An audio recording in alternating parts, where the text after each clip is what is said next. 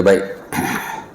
Alhamdulillah nahmaduhu wa nasta'inuhu wa nastaghfiruhu wa na'udzu billahi min syururi anfusina wa min sayyiati a'malina may yahdihillahu fala mudilla lahu wa may yudlil fala hadiya lahu. Asyhadu an la ilaha illallah wahdahu la syarika lahu wa asyhadu anna Muhammadan abduhu wa rasuluh.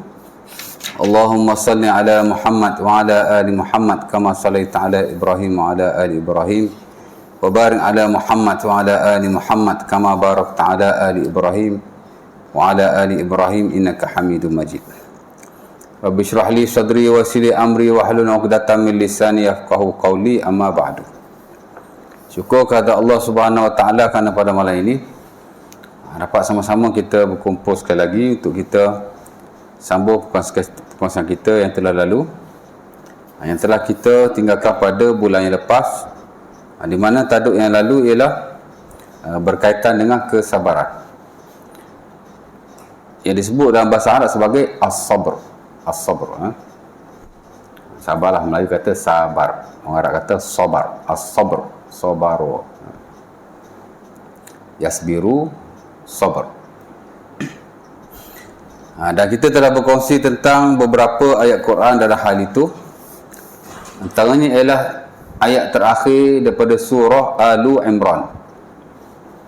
Ya ayyuhalladzina amanu sabiru wasabiru warabitu wattaqullaha la'allakum tuflihun. Wahai orang yang beriman, sabarlah kamu. Isbiru, maksudnya sabarlah kamu semua. Wasabiru, dan saling sabar menyabar antara satu dengan yang lain, antara kamu. Ya. Isbiru, Allah Ta'ala suruh kita sabar. Sabiru, Allah Ta'ala suruh kita saling sabar menyabar antara satu dengan yang lain. Kerana sebagai manusia, dalam banyak hal, kadang-kadang kita perlu bantuan orang lain. Jadi kalau kita tak sabar, mungkin orang lain boleh sabarkan kita. Kalau orang lain tak sabar, mungkin kita boleh sabarkan orang lain. Ya. Wasabiru, isbiru lain, sabiru lain. Ya. Sabiru ni dia melibatkan sekurang-kurang dua pihak.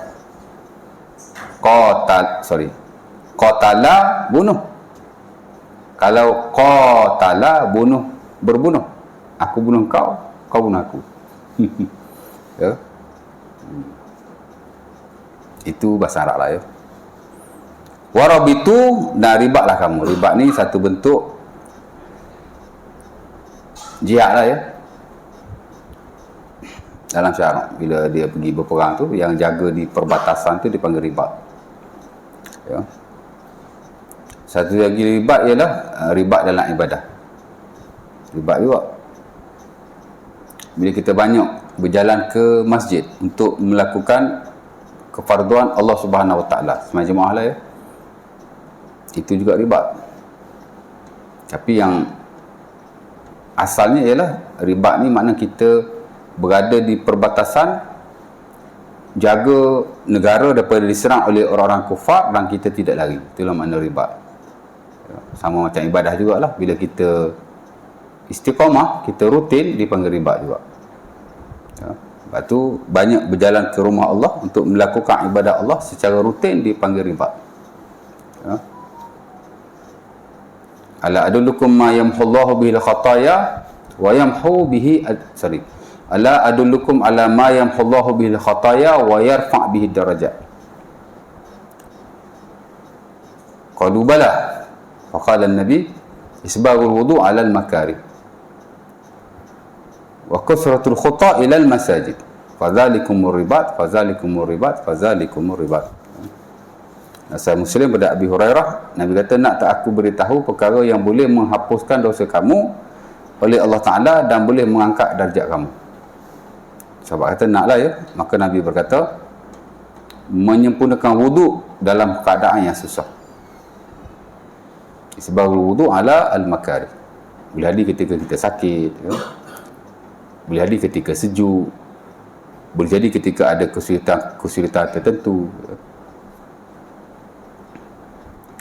Dan juga memperbanyakkan langkah ke masjid. Dan ujung tu Nabi kata, zalikumur ribat, zalikumur ribat, zalikumur ribat. itu adalah ribat, itu adalah ribat, itu adalah ribat. Dia macam ribat jugalah. Bila kita istiqamah buat ibadah ni, dia ribat ya. Jadi Allah Ta'ala suruh sabar, saling sabar menyabar dan ribat ya. Walaupun kita dituntut untuk sabar dalam banyak hal, tapi ketika peperangan, sabar mesti at the highest level. Kalau tidak, lari. Berperang kan? Ya. Hak duduk di sehadapan, yang jaga di persekitaran orang Islam, itu paling bahaya sekali. Kalau orang bukan Islam panah, dia kena dulu. Pasal dia duduk keliling kan. Duduk jaga orang Islam yang duduk kat dalam. Ya.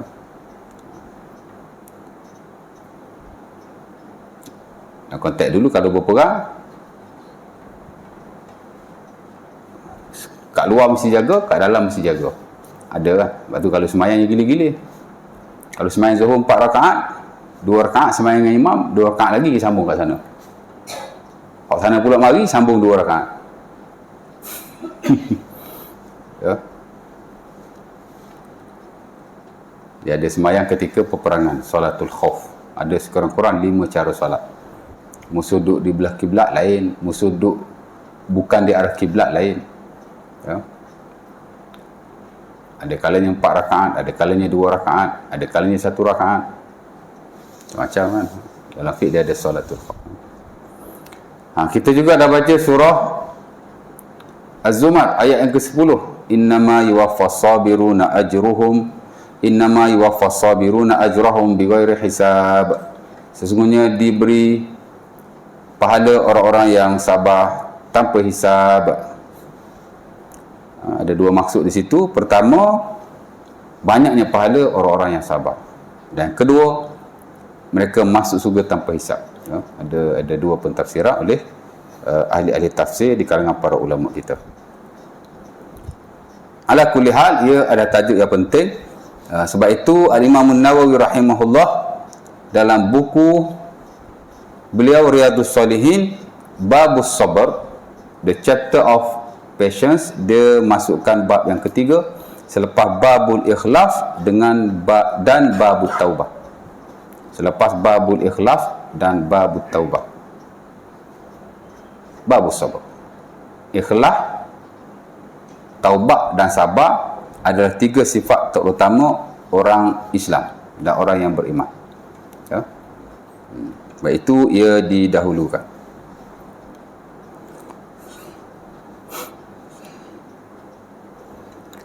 Baik. Dan banyaklah hadis-hadis saya kongsi dengan tuan-tuan. Malam ni kita nak masuk tajuk yang baru dan suka yang paling akhir lah ya. Kerana kita baca buku ini, Syekh Tariq Saleh dia berkongsi tentang amalan 1 hari kenabian, Al-Yawmun Nabawi, the day of the Prophet. Dulu kita dah bincang, kalau tuan masih ingat, sejak daripada bangun daripada tidur, kemudian masuk tandas, kita sentuh sikit adab qada hajat, bangun tidur tu zikir dan doa. Kemudian kita sentuh tentang wudu, kerana biasanya di awal pagi after kita keluar tandas tu kita wuduk lah ya. Kemudian kita berkongsi tentang berjalan ke masjid, doa dan zikir baca masa kita pergi ke masjid atau surau. Tu dulu-dulu lah, aku tahu lah, tuan ingat lagi tidak kan. Ya. Kemudian kita kongsi tentang solat qabliyah subuh, kemudian solat subuh secara berjemaah, fadilat-fadilatnya, adabnya. Kemudian after that zikir sampai naik matahari. Kemudian sembahyang syuruk, sembahyang duha, kita dah bincang sikit pada waktu itu. Kemudian kita keluar daripada rumah. Kita berkongsi tentang zikir keluar daripada rumah. Di pertengahan jalan jika melihat musibah, kita berkongsi zikir berkenaan dan doanya. Apa lagi? Sifat rahmat sesama Muslim. Kita berkongsi kena beri salam dan seumpamanya. Ya, akhir sekali sabarlah ya. Kemudian antara perkara penting juga bila kita berada di luar ialah, terutama bila kita berurusan sesama manusia, selain pada sabar, ialah kita dilarang untuk menzalimi antara satu dengan yang lain. Ya. Sebagai seorang Muslim, kita dilarang menzalimi antara satu dengan yang lain. Ini kerana Rasulullah SAW bersabda dalam sebuah hadis qudsi yang diriwayatkan daripada Abu Zar dalam Sahih Muslim, di mana kata Allah Ta'ala, ya ayuhan nas inni haramtu zulma ala nafsi fala tazalamu. Wahai manusia, aku telah mengharamkan kezaliman ke atas diriku, maka jangan sesekali kamu menzalimi antara satu dengan yang lain. Ya. Dan hadis ini dimasuk oleh Al-Imam An-Nawawi rahimahullah dalam bukunya Al-Arba'in An-Nawawiyah, hadis 40 Nawawi, hadis yang terawal. Saya tak ingat hadis yang keberapa, tapi hadis itu ada dinyatakan, ya, yang belah-belah kot. Ya.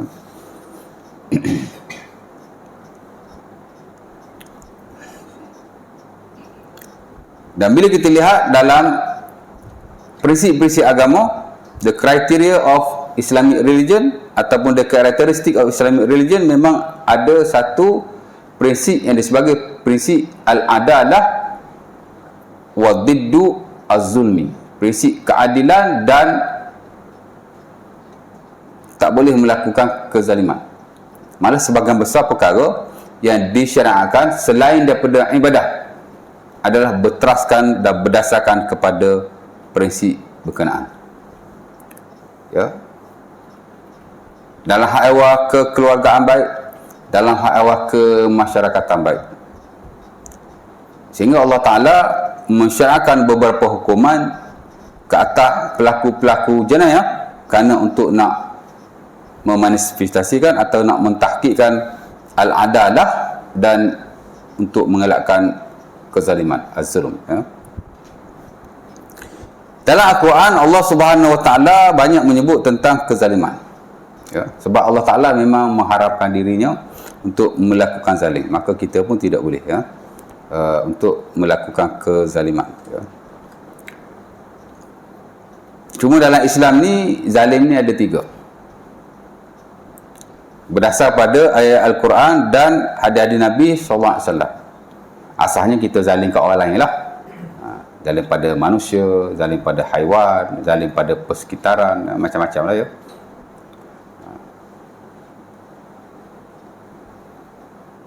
Tapi sebenarnya zalim ni ada yang lain. 3 kategorinya. Pertama, dia panggil zalim kepada Allah. Al-zulmu lillah. Zulmul ibad li rabbihi. Zalim kepada Allah. Ataupun zalim hamba kepada Tuhan. Itu the highest zalim. Ya, zalim yang tertinggi sekali. Yang tidak boleh dilakukan oleh sesiapa pun. Dan Allah Ta'ala tidak akan mengampuninya. Ya. Itulah syirik kepada Allah Subhanahu Wa Ta'ala. Dan ini Allah Ta'ala sebut dalam surah Luqman ayat yang ke-13. Ya. Surah Luqman ni ialah surah, itipati dia ialah pesanan Luqman kepada anaknya. Luqman ni orang soleh. Sepakat para ulama, Luqman adalah waliullah dan rajul soleh. Wali Allah dan orang soleh. Ya.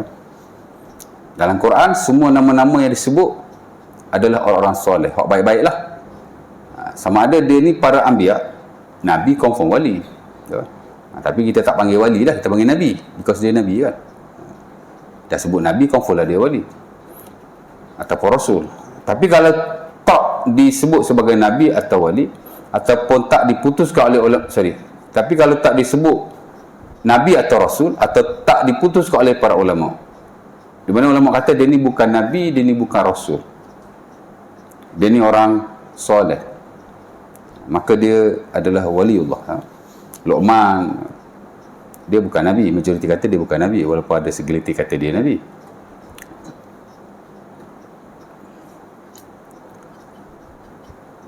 Dia orang soleh, dia waliullah. Ha?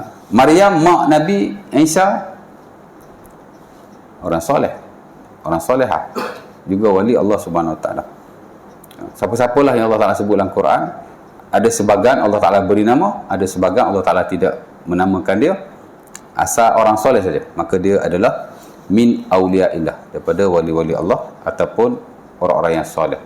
Tapi bukan soleh macam kita lah. Kita boleh jadi soleh juga, Allah alam lah kan. Tapi tak macam mereka lah. Mereka orang soleh yang diangkat sebagai auliyaillah, wali-wali Allah. Mana confirm lah mereka ni orang yang dekat kepada Allah Subhanahu Wa Taala.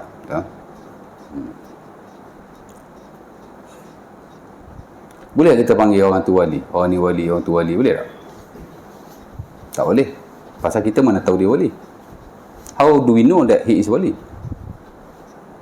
Kita boleh kata dia orang soleh. Pasal orang soleh ni maksud dia orang yang baik. Soleh ni baik. Dia tengok dia baik, kita kata dia baik. Kita tengok dia jahat, kita kata dia jahat. Itu kita boleh ukur dengan mata kepala kita. Tapi waliullah atau awliyaullah, nobody knows. Melainkan Allah Ta'ala dan Rasul. Sebab tu kita tak boleh confirm, tak boleh putuskan seseorang itu sebagai wali Allah melainkan apa yang adalah hadis Nabi dan dalam Quran. Ya. Sebab bila kita kata wali Allah, mana Allah Ta'ala redha kepadanya. Confirm syurga. Bawah pada Nabi sikit. Betul tak boleh ya? Biasalah orang kita mana dia reti kan. Mana dia tahu. Dia sebut je ni wali Allah, ni wali Allah. Mana kita tahu. Orang ada ilmu dia takkan sebut begitu. Tapi Luqman awliya illah, min awliya illah. Dia memang wali Allah. Dalam surah itu banyak perkara baik yang dinyatakan oleh beliau yang merujuk kepada nasihat beliau kepada anaknya. Ada 7 sekurang-kurangnya ataupun 6 macam itulah ya. Tuan-tuan boleh rujuk balik dalam surah tu. Pertama sekali kata ya bunayya la tusyrik billah inna syirka la zulmun azim. Ya. Ni baru betul tok wali. Dia nombor 1 dia pesan anak dia, kamu jangan syirik pada Allah. Dia macam Nabi lah. Nabi apa dia pesan pada anak-anaknya? Nabi Yaqub apa pesan pada anak dalam Quran? Maza ta'buduna min ba'di? Apa yang kamu akan sembah selepas aku? Na'budu aba'aka wa na'budu ilahaka wa ilaha aba'ika Ibrahim wa Ismail wa Ishaq. Anak dia jawab tu dalam Quran. Kami akan sembah Tuhanmu, Tuhan bapakmu Ibrahim, Ismail dan Ishaq. Ya.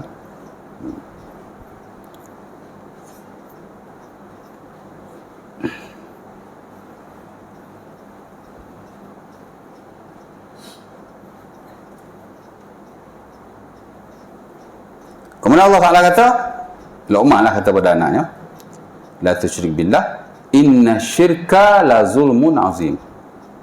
Kerana sesungguhnya syirik adalah kezaliman yang besar. Rupanya syirik juga ada satu kezaliman based on that ayat, berasal pada ayat berkenaan. Zalim kita kepada Tuhan. Dalam hadis kursi yang lain diriwayatkan dalam Musnad Ahmad daripada Abi Hurairah, zalim seumpama ini la yaghfiruhullah, Allah Ta'ala tidak mengampunkannya melainkan dengan taubat nasuha. Ya. Jadi itu zalim juga tu. Sebab tu orang ni jahat macam mana pun, kalau dia Muslim, at the end dia masuk syurga. Tapi kalau dia baik macam mana pun, kalau dia bukan Muslim, dia akan ke neraka juga. Tak bermanfaat kebaikan yang dia buat, melainkan di dunia. Orang bukan Islam, kalau dia buat baik di dunia, Allah Ta'ala balas di dunia tau. Sebab tu kita tengok bukan Islam kan, walaupun dia bukan Islam, tapi kalau dia buat baik pada orang, kita tengok dia macam makin bagus, makin bagus, makin bagus. Memang ada hadis yang Nabi sebut, orang bukan Islam yang berbuat baik di dunia, Allah Ta'ala segerakan kebaikannya di dunia, tapi di akhirat tak dapat apa-apa. Sebab itu kita boleh doa kepada orang bukan Islam di dunia, boleh. Selain daripada minta pengampunan, minta ampun je tak boleh, ataupun hal yang seumpama itu. Tapi kalau kita minta Allah Ta'ala pemudahkan, boleh. Sahabat Nabi, dia ada jiran orang Yahudi. Jiran tu buat baik pada dia. Dia doa, wahai Tuhan, pemudahkanlah urusan.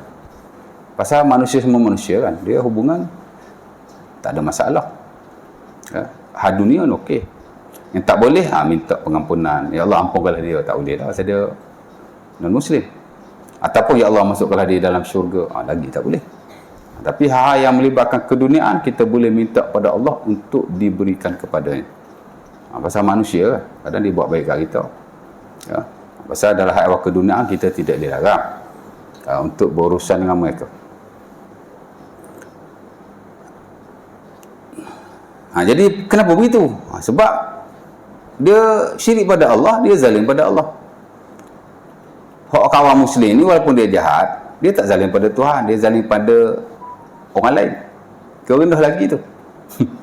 Ya. Tapi kalau ikut logik akal kita, sebab tu orang liberalis dia kata, orang Islam jahat, orang non-Muslim baik. Takkan orang Islam lagi baik kot. Ya. Akal kita kata macam tu. Ya. Tapi agama tak kata macam tu. Yang kedua ialah zalim kepada diri sendiri. Zalim juga. Zalmul abdi li nafsihi. Zalim hamba kepada dirinya. Itulah bila dia tidak melakukan perintah-perintah Allah atau dia melakukan larangan-larangan Allah. Allah Ta'ala suruh dia semayang, dia tak semayang. As long as dia tak menafikanlah kewajipan itu. Kalau dia menafikan, dia jadi kafir, dia jadi murtad. Tapi kalau dia malas atau seumpamanya, dia zalim pada diri dia sendiri. Ya. Dia tak puasa, dia zalim pada diri dia sendiri. Ataupun dia buat benda-benda lain yang melibatkan hubungan dia dengan Tuhan. Walaupun berdosa, tapi sebenarnya dosa-dosa seumpama ini Allah Ta'ala boleh ampun pada bila-bila masa. Ya. Karena dalam hadis kursi itu Nabi kata, zulmul abdi li nafsihi zulmun yaghfirullahu lahu. Allah Ta'ala boleh mengampunkannya. Dan sepakat ulama ahli sunnah wal jamaah, orang yang mati tanpa mensyirikkan Allah, walau sebesar mana dosanya, walaupun dia tidak bertaubat, dia boleh diampunkan oleh Allah pada bila-bila masa. Yaghfiru liman yasha' wa yu'adzibu man yasha'. Allah Ta'ala boleh mengampunkan siapa dia mau, Allah Ta'ala boleh mengazabkan siapa dia mau. Ya.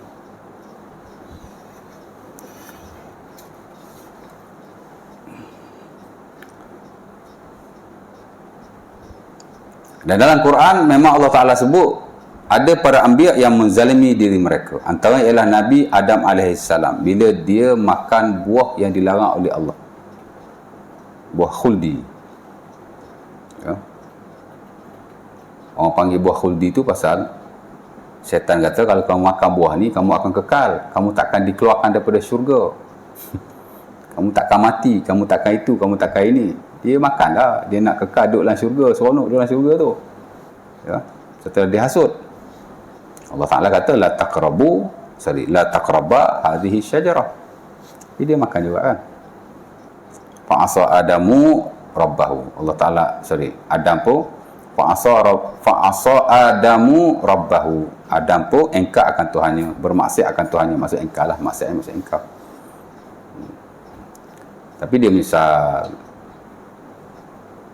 dia berkata Rabbana zalamna anfusana wa illam taghfir lana wa tarhamna lanakunanna minal khasirin. Rabbana zalamna, wahai Tuhan kami telah menzalimi diri kami. Rabbana zalamna anfusana. Rabbana zalamna anfusana, wahai Tuhan kami telah menzalimi diri kami sendiri. Fa illam taghfir lana, jika kamu tidak mengampunkan kami, wa tarhamna, dan merahmati kami, lanakunanna minal khasirin, jadilah kami di kalangan orang-orang yang rugi. Itulah bacaan Nabi Adam alaihissalam yang disebut dalam Quran sehingga ia diampunkan oleh Allah Subhanahu wa taala. Ya. Jadi Adam kata dia zalim pada diri sendiri. Siapa yang ingkar perintah Tuhan, memang dia telah menzalimi dirinya. Ya. Nabi Yunus alaihissalam dan surah Al-Ma'idah, ya, ayat yang ke-88 sama juga, dia berzikir, ya, bila dia masuk dalam perut ikan, apa katanya? La ilaha illa anta subhanaka inni kuntu minaz zalimin. Wa dhannun idh dhahaba mughadiban fazanna an lan naqdir alaihi fanada fi zulumati an la ilaha illa anta subhanaka inni kuntu minaz zalimin. Nabi Yunus alaihissalam dia melarikan diri, bawa diri, bukan melarikan diri, ya, dia bawa diri. Ya. Dia rasa macam Allah Ta'ala tak tolong dia. Dia ada rasa macam merajuk kot. Kemudian Allah Ta'ala nak beri sedikit pengajaran kepadanya. Allah Ta'ala timpakan musibah dengan memasukkan beliau ke dalam perut ikan. Ikan pergi makan dia. Maka dia rasa bersalah pada Allah Ta'ala. Dan dia pun berzikir, La ilaha illa anta, subhanaka inni kuntu minaz zalimin. Dia ditimpa musibah. Musibah tu duduk dalam perut ikan ni tuan, dia tak mati. Betul tak? Dan saya tak tahu jika ada manusia lain yang masuk ke dalam perut ikan, kemudian dia boleh keluar dalam keadaan masih hidup. Mereka Nabi Allah Yunus alaihissalam. Ada kes ikan makan orang ni. Ikan paus, ikan besar-besar tu kan. Tapi mati ya. Nak bernapas macam mana dalam tu. Tapi dia hidup.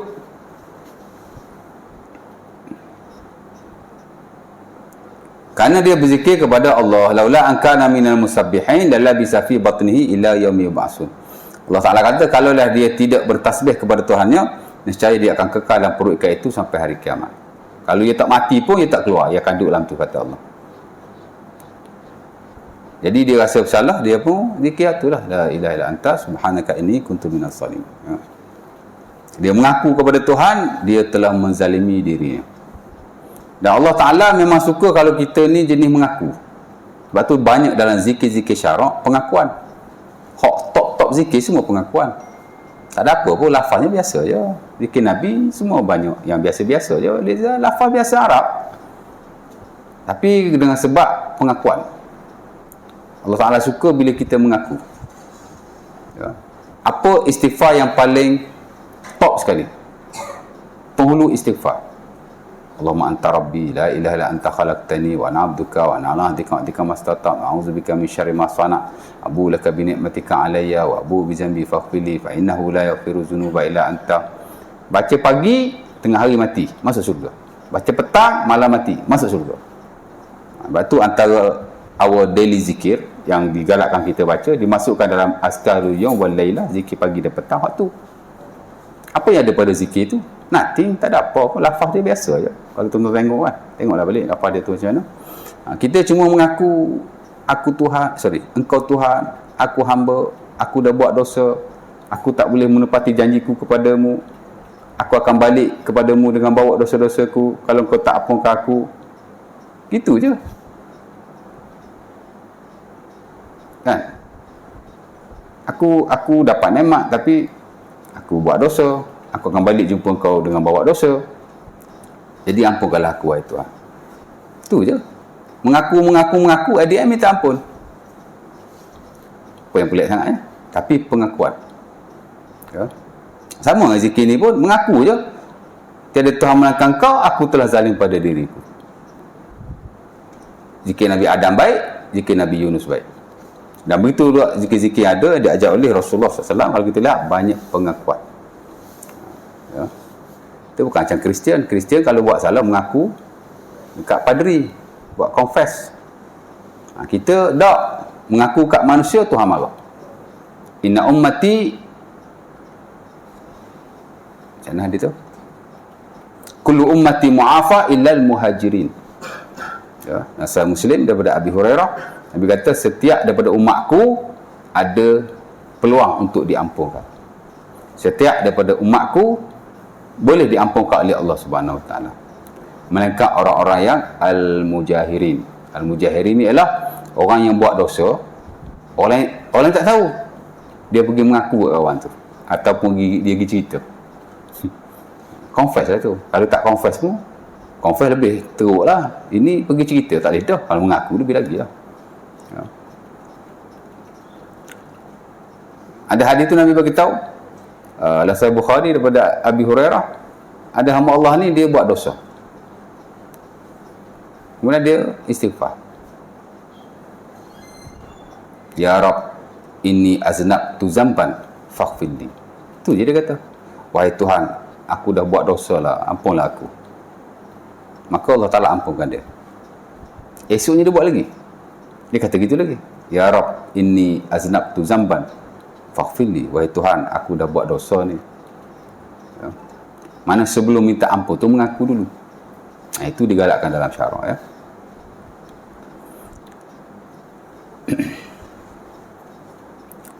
Maka Nabi Yunus alaihissalam, dia tidak minta diselamatkan. Dia zikir saja. Dia mengaku saja. Di samping dia syahadah lah, la ilaha illa anta. Tapi Allah Ta'ala menyelamatkan.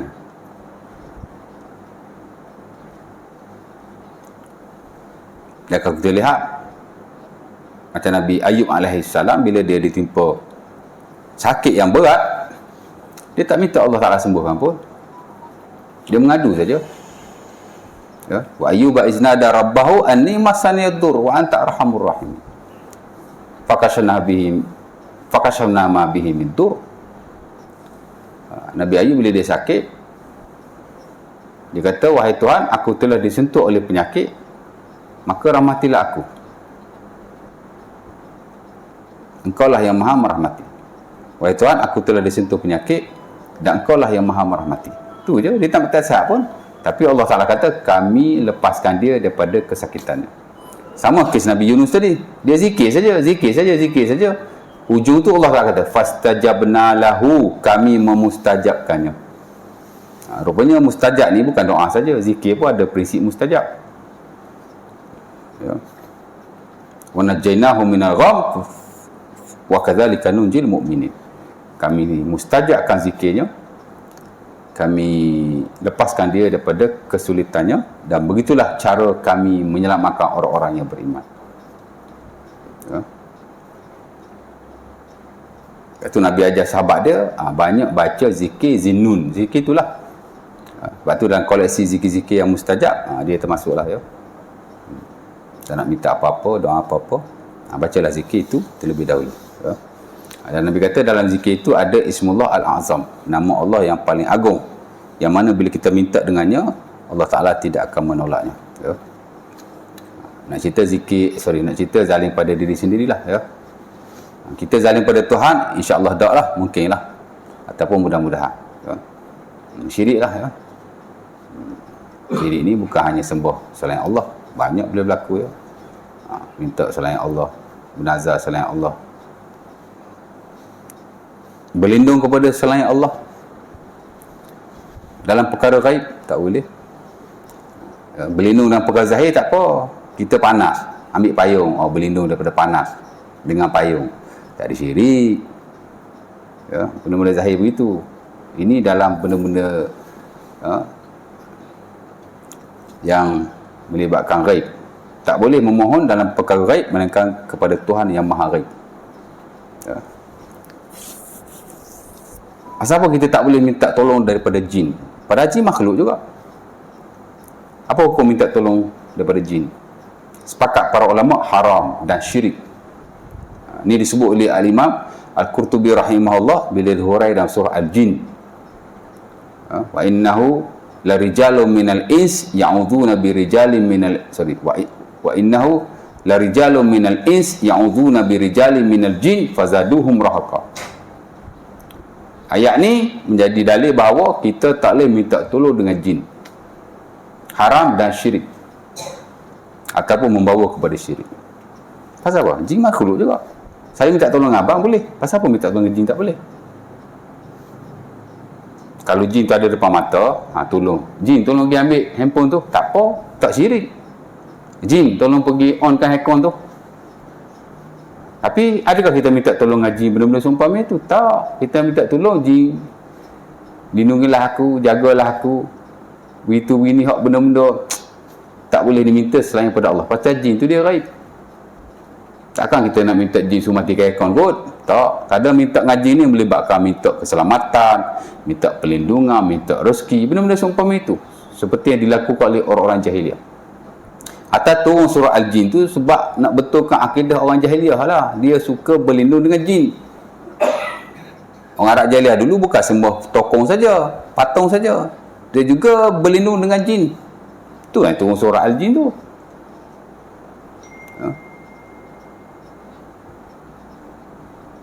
Kita baca surah Al-Jin, minta perlindungan daripada Allah, ataupun nak faham tentang kesyirikan dalam bentuk jin yang gaib itu. Bukan nak baca surah jin, suruh nampak jin, nak suruh belajar kebatinan kan, nak buka mata, hijab mata ni, baca surah Al-Jin, nampak jin. Nak tengok jin buat apa? Tak tak tidak. Ya. Boleh minta tolong dengan jin? Tak boleh, pasal jin gaib. Ya. Bila boleh minta tolong dengan malaikat? Tak boleh. Wahai malaikat, bantulah aku. Wahai malaikat, lindungilah aku. Boleh. Ataupun wahai malaikat, kalau macam tadi okey, so malaikat ambil aircon ke, tolong pasangkan, tak apa. Tapi kebiasaan bila melibatkan benda gaib, jin tak macam jin tadilah. Malaikat pun sama juga, dia akan melibatkan hal seumpama itu, keselamatan, perlindungan, rezeki. Yang kesemua itu tak boleh diminta melainkan hanya kepada Allah Subhanahu Wa Taala. Benda zahir dia is okey. Kita menggunakan sesuatu untuk perlindungan atau keselamatan. Kan? Ada orang yang bekerja dalam sektor-sektor tertentu, dia ambil pistol, permit. Syirik lah. Taklah, pistol nak jaga kan. Tak, cerita dia zahir. Dia bukan gaib. Minta tolong dengan malaikat pun syirik. Pasal malaikat dia gaib. Ya. Minta tolong dengan Allah. Bukan dengan jin, bukan dengan malaikat. Ya. Malaikat tak buat kerja kita, dia buat kerja Allah.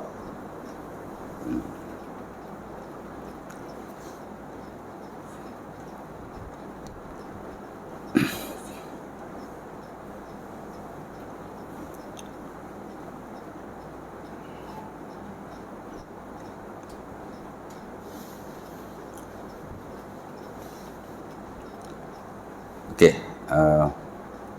apa tadi? Zalim pada diri sendiri kan. Dan yang ketiga, ini yang dimaksudkan dengan zalim ialah zalim pada orang lain. Yang kebiasaannya ia melibatkan tiga perkara ya. Bila zalim pada orang ni, dia melibatkan tiga perkara. Pertama, dirinya. Yang kedua, hartanya. Dan yang ketiga ialah kehormatannya. Dan Nabi sebutlah hadis Muslim ketika Hajatul Wada', haji wada'. Nabi bila buat haji, Nabi ada bagi khutbah yang panjang yang dipenuhi dengan wasiat-wasiat akhir baginda. Yang banyak disebut oleh baginda ialah pesanan berkaitan dengan kita sesama manusia. Salah satunya Nabi kata, al-muslim alal muslim haramun damuhu wa maluhu wa irduh. Muslim ke atas muslim yang lain haram darahnya, yakni dirinya, nyawanya, anggota badannya, hartanya dan kehormatannya. Ya. Darahnya maksud tak boleh membunuh antara satu dengan yang lain. Ya. Wala taqtulun nafsal lati haramallah illa bil haqq. Allah sebut dalam Quran surah Isra ayat 33, jangan kamu bunuh nyawa yang diharamkan oleh Allah Taala melainkan secara hak. Ya. Dan siapa yang bunuh dengan sengaja, wa may yaqtul mu'minan muta'ammidan fajaza'uhu jahannam. Esok-esok neraka jahannam. Ya. Kat dunia qisas. Wa katabna alaihi fiha anna nafsa bin nafs. Ya. Kalau bunuh, kena bunuh balik. Ya. Surah Al-Maidah ayat 45. Bila kita belajar fiqhul jinayat, the science of crime. Itulah ayat-ayatnya. Di mana bunuh memang haram, berdosa besar dan mesti dibunuh balik ikut sistem Islam. Ya. Kalau tak dibunuh balik, akhirat nanti dia akan diazab oleh Allah Subhanahu Wa Taala. Kalau dah dibunuh di dunia, mudah-mudahan ia kafarah dan tidak diazab lagi di akhirat nanti. Ya. Bunuhlah. Ataupun perkara-perkara lain yang melibatkan bukan bunuh, bukan kisos, tapi kok dia ada pukul orang tu, ada tampar orang tu, yang melibatkan anggota badan dia. Tak adalah bunuh, tapi kisos setakat yang dia lakukan. Dia tampar orang tu kena tampar dia balik. Bukan orang tu lah, qadi lah kena buat hukuman tampar balik. Dia patahkan tangan kawan tu, tangan dia kena dipatahkan balik. Dia cucuk mata kawan tu, mata dia pun kena dicucuk balik. Itu kisos. Kisos ni ada dua. Satu, bunuh balik. Satu lagi, anggota dengan anggota. Kalau tak nak bunuh balik, kisos, bayar diat lah. 100 ekor unta. 30 ekor unta, umur 5 tahun, 30 ekor unta umur 4 tahun, 30 ekor unta umur 3 tahun, 40 ekor unta umur 2 tahun. Ataupun 5 tahun, 4 tahun, 3 tahun, saya tak ingat. 100 ekor unta tu nak kena bayar, hanya. Betul tak? Kau sikit anak. Mau kulit terus. Sebatang gigi, berapa dia nak kena bayar?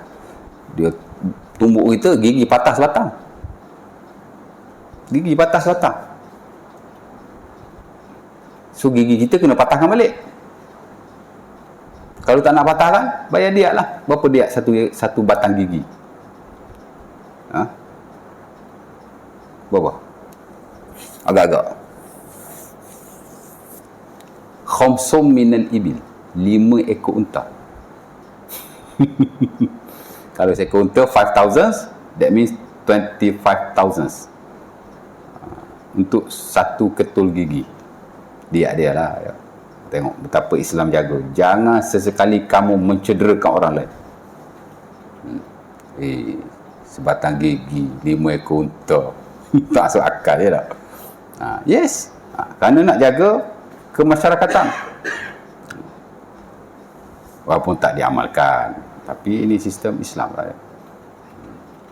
Kalau sistem ini tegakkan, saya ingat tak ada orang berani untuk melakukan kezaliman ke atas orang lain. Ya.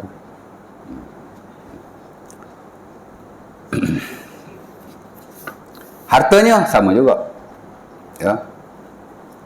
Ya ayyuhallazina amanu la ta'kulu amwalakum bainakum bil batil illa an takuna tijaratan an taradin minkum.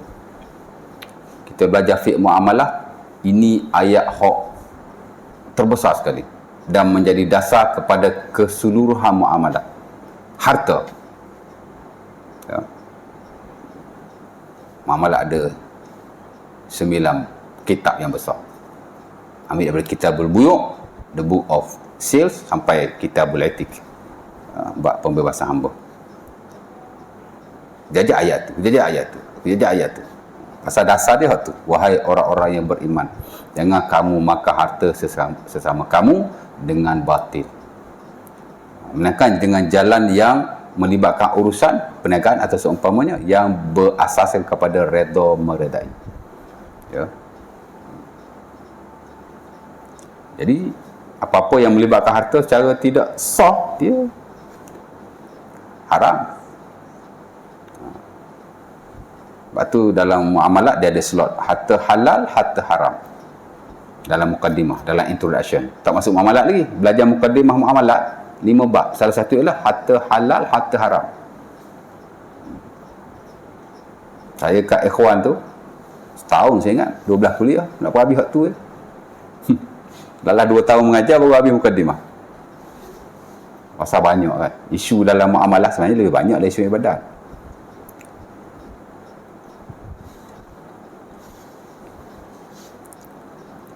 Harta yang haram banyak, bukan sekadar mencuri, bukan sekadar merompak, bukan sekadar rasuah, more than that. Kadang-kadang kita ingat halal punya haram. Ya.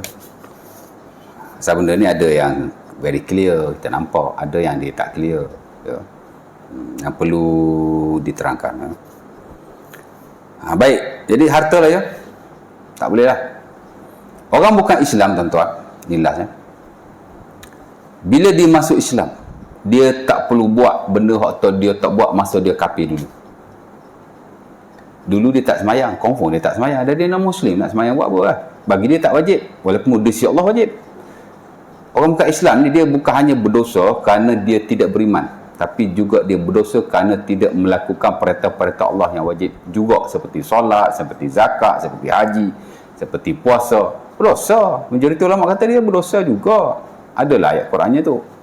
Sesuatu Allah Ta'ala tanya orang kafir ni, pasal apa kau tak? Pasal apa kau masuk neraka ni? Dia kata aku tak semayang.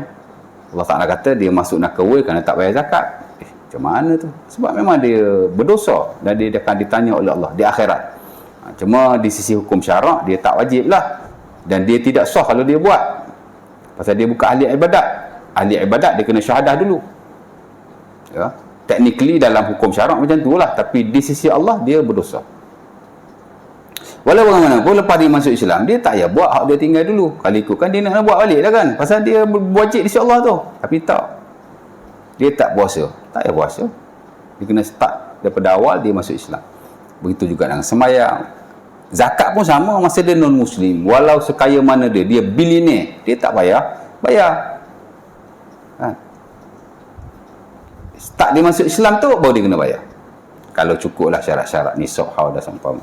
Tapi before that, dia tak payah. Dan begitu juga dengan harta yang dia dapatkan dengan cara-cara yang haram. Dia tak perlu melakukan penyucian. Sebelum dia masuk Islam, dia jual kok. Dia tak buat kerja lain. Memang dia kerja jual kok. Jadi, memang dia kaya, bilioner dengan sebab dia jual kok. Tiba-tiba dia masuk Islam. Macam nak buat ni? Macam mana agak-agak? Harta tu dia tak boleh guna. Macam tu jawab orang bukan Islam, tak masuk Islam lah. Harta yang dia hasilkan masa dia non-Muslim dulu, tak perlu dibersihkan, tak perlu disucikan. Dia menjadi harta yang halal selagi mana ia tidak melibatkan kezaliman dengan manusia lain. Hak tak gugur tu dia dengan orang lain. Hak dia dengan Allah gugur lah kau. Semayang, puasa, zakat, haji, hatta harta yang dia buat daripada kerja-kerja yang haram, semua jadi halal. Kita tak boleh touch, ya.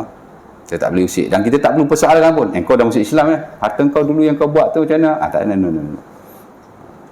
Tapi kita boleh sentuh soal-soal yang melibatkan orang lain. Dulu masa non-Muslim dia ada curi, dia tetap kena kembalikan walaupun dia masuk Islam.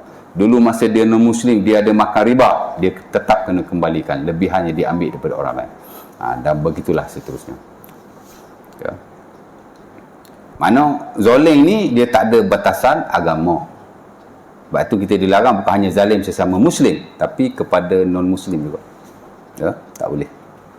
Kerana kezaliman sebenarnya dia bukan hak keagamaan, tapi dia hak kemanusiaan. Sebab itu bila Islam mensyaratkan satu hukum bersabit dengan manusia, dia banyak melibatkan kemanusiaan. Selain daripada ibadah, muamalah semua humanity based, semua berasas kepada kemanusiaan, ya. Kekeluargaan baik. Mak kita bukan Islam, kita dah masuk Islam, masih wajib berbuat baik kepadanya, ya. Dan begitulah juga dari sudut kehartaan. Kita boleh jual beli dengan orang bukan Islam, kita boleh berniaga dengan mereka, nak buka syarikat perkongsian dengan mereka, boleh, okey je. Kita ada batasan keagamaan, isu-isu kemanusiaan, ya. Kezaliman dan keadilan pun sama. Berarti Islam adil pada semua bangsa, pada semua agama. Islam pun larang kita tak boleh cerca agama lain, tak boleh cerca bangsa lain, tak boleh cerca Tuhan orang lain, ya. Yang kita boleh dakwah dan menyampaikan, ya. Jadi tiga kezaliman tu, yang dimaksudkan di sini ialah kita tak boleh zalim dalam konteks muamalah atau perhubungan kita sama manusia, ialah kita tak boleh langgar lah tubuh badan ataupun nyawa, harta, dan akhir sekali kehormatan, ya. Kehormatan ni melibatkan maruah dia lah, ya. Kita ada mengumpat dia ke, tuduh dia ke, apa gitu gini, itu juga ada dilarang, dan cuba sebaik mungkin untuk kita tidak melakukannya, ya. Kerana dosa-dosa kita dengan Allah Ta'ala boleh ampun pada bila-bila masa. Adapun yang bersabit dengan kezaliman pada orang lain, baik dirinya, baik hartanya, baik kehormatannya, semua boleh juga diampunkan oleh Allah Subhanahu Wa Ta'ala, tapi ia tergantung kepada orang yang kita zalimi. Sebab itu Nawawi dalam bab taubat tu, dia kata kalau kita dengan Tuhan ada 3 syarat. Pertama, berhenti daripada melakukan. Yang kedua, menyesal dan istighfar. Yang ketiga, berazam untuk tidak melakukannya lagi. Ini rukun taubat. Kalau kita taubat dah tapi duk buat lagi, itu bukan taubat tu. Ya. Dia mesti stop mula-mula sekali, ya. Kemudian hak tu lah, ya, tak buat lagi, ya, istighfar. Adapun kalau kita dengan manusia lain, maka jika ia melibat harta mesti dikembalikan. Jika ia melibatkan kehormatan, umpatan, tuduhan atau seumpamanya, maka ia mesti diminta halal oleh tuannya sendiri, ya. Sebab itu amat penting sekali, ya. Mudah-mudahan. Jadi dah habis bab tu, mudah-mudahan kita berada di luar ni, mudah-mudahan Allah Taala pelihara kita. Dan kita cuba sebaik mungkin lah untuk menjaga hubungan sesama kita, ya. Dan next nanti, sebab dah masuk tengah hari, dia masuk balik tentang sembahyang Zuhur sampai Maghrib. Zuhur ada qabliyah Zuhur, ada sembahyang Zuhur berjemaah dan seumpamanya. Jadi dia dah masuk dulu hak awal muamalah dan perhubungan sesama manusia, dia pergi ibadah balik. Ya. Jadi dah banyak tahun kita belajar, baru tengah hari, separuh hari. Ya. Tolak PKP 2 tahun itu hari lah, ya. Tadi ada haji dekat rumah belakang, dia tanya, "Ustaz mengajar surau malam ni kat mana, Ustaz?" "Saya mengajar kat depan tu, BRP." Cakap dekat di bawah-bawah ni kan. "Oh, Ustaz mengajar situ. Saya tahu ada surau tu." "Berapa lama dah Ustaz mengajar situ?" Saya tak ingat berapa lama. Saya ingat dah 6 tahun dah kot. Saya pun dah tak ingat. Tapi tuan-tuan, sama dengan surau di Shah Alam, TTDI. Saya ingat saya start di sana dengan sini lebih kurang. Saya ingat 6 tahun lepas kot. Dia pun sama tajuk ni. Lebih kurang. Boleh, ada soalan nak tanya apa-apa tak? Bismillah. Saya togok jari air saya nak, boleh? Cawan tak payah basuh.